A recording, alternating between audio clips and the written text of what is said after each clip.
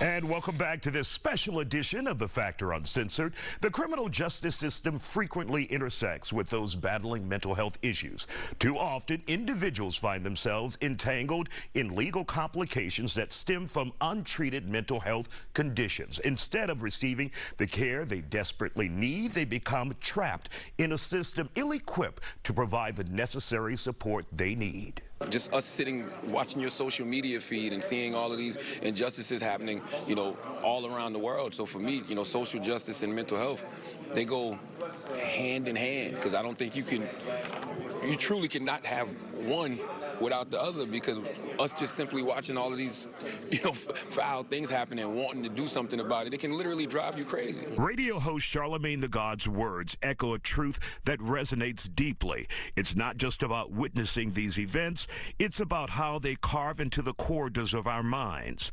The feeling of helplessness, the ache to make a difference, it takes an emotional toll. You're sitting there and you have to watch this trauma happening to a person. Trauma is just energy, and energy is never lost or destroyed. It's just transferred from one party to the next. That's why you could be sitting at home and somebody can send you a video of somebody getting shot somewhere, and now you automatically feel that, So it's literally the same exact thing. So to me, man, they go hand in hand. You can't diagnose yourself, right? That it's impossible for you to diagnose your mental illness, right? When you go to the doctor and you say something's wrong with my arm, you listen to the doctor if he said you sprained it or you broke it. Mental illness needs to be diagnosed by a professional, right? And we need to know that it's okay to go out and get an evaluation to see if there's something wrong with us, right? Get away from that stigma, right? Because your mental is everything, right? So if you don't know, of course you're not gonna know if there's something mentally wrong with you. You don't have the expertise to do that.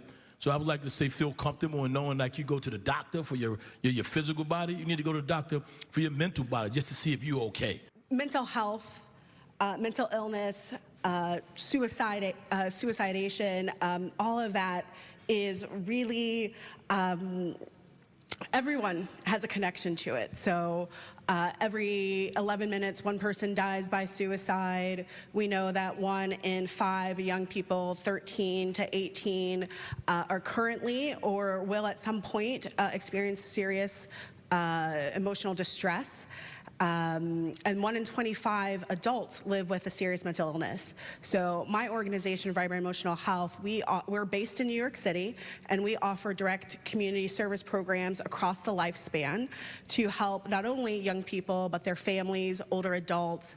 And then we are the administrator of 2 national programs, one, the 988 Suicide and Crisis Lifeline, which is available 24/7. It is a 3-digit number that you can call, chat, or text to reach a trained crisis counselor if you are feeling suicidal, if you are in distress.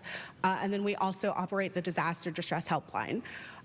When we think about those programs, it's so important because right now, and what I experienced in the past with a loved one who had a serious mental illness, is that we didn't have the vocabulary. We did not know the words. We didn't know anxiety. We just knew they had nerves. I did not have the tools for when my loved one was experiencing psychosis, what to do. And so that meant calling 911. That was the only option available. Earlier this year, millions of us watched the video of 24-year-old Daniel Penny putting Jordan Neely, a homeless man, in a chokehold on a subway train. Witnesses reported that Neely was acting aggressively when Penny approached and restrained him in a chokehold. He was held for several minutes and later was pronounced dead. The killing of Neely sparked outrage and a sharp debate. How are people and city leaders supposed to deal with the mentally ill? We know, we see them all the time. We walk by them, we see them talking to themselves, we see them sleep at the bus stops.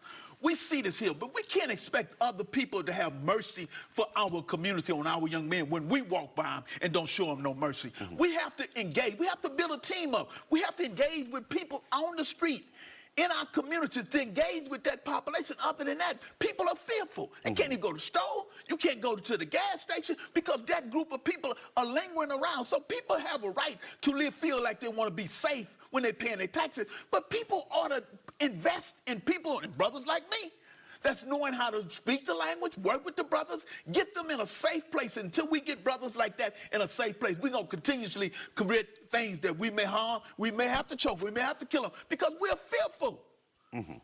So let's build armies in the community that young people can relate to, that know how to be a law-abiding citizen, know how to follow, but know how to build families. We got to go back to the root, know how to build family. But we must be trauma-informed to deal with people where they at.